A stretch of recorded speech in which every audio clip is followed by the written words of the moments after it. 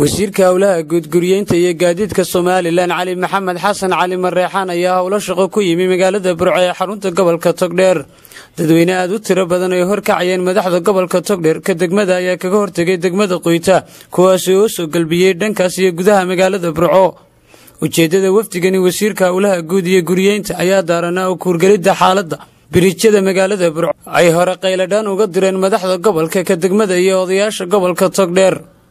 barasabka gobolka Togdheer Maxamed Diiriye Xayd duqa degmada Burco Maxamed Yuusuf iyo oday Maxamed Xuseen oo kamid ah gudida horumarinta gobolka Togdheer ayaa wasiirka uga xog waramay xaaladda biriijyada waxay ka qabteen iyo gurmadka ay xukuumadda ka sugayaan waxaana hadaladoodii kamid ahaa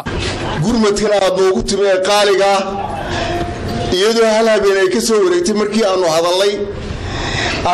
hadalkaygii soo ajiibtay aad noogu timi habeen qura kadib ayadoo hawl loogu bartay xukuumadda nimka jirtay hogaaminaya Axmed Maxamed Siilaanyo ee meel ka soo baahi qaran ka jirto ay u degdegto taasoo aanu adigana aad iyo aad kugu mahadnaqayno ka gobol ahaan waxaanu kugu soo dhaweynaynaa gobolkii Togdheer marka kuwa dadkeen dadweynaha inaan joogay dibaduna waa inoo soo gacan bayna siin jireen buuxda dawladda qudeeduna marka waxa weeye waa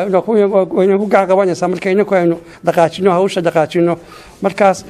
labadan bariis iyo runtii hawlaheena kale inuu baahanahayba inaynu gacanta isku qabsanaa weey iyo qayladhaantii reer Burcaba ay bariijka ka bixiyeen aad iyo aad baan wasiirka ugu mahadnaqayno marlabaadka reer Burco markaynu nahay innaga laftigeena wax laynooga baahan yahay inaynu daaf caasha laftigeena wax ku darsan wasiirka howlaha guud ayaa isaguna ka warbixiyay socdaalkiisa iyo ujeedada uu daaranaa baaqaasoo ahaa qayladhaan laga keenay labada biriish ee Burco gaar ahaan biriishkii hore ee Chinese-ka oo runtii in badan la maqlayay qayladiisa dhawaaqaas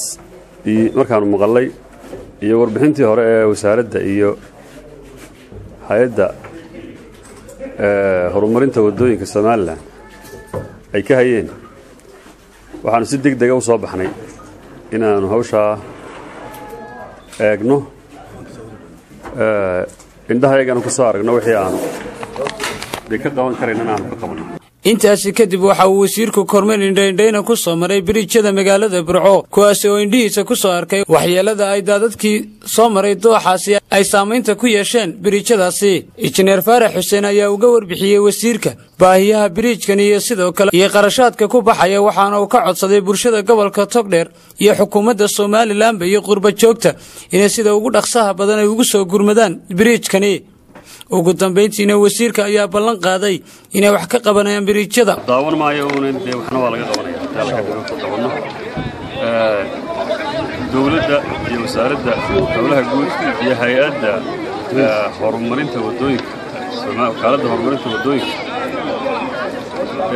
iyaguna wixii khubraa iyo wixii agaba iyo wixii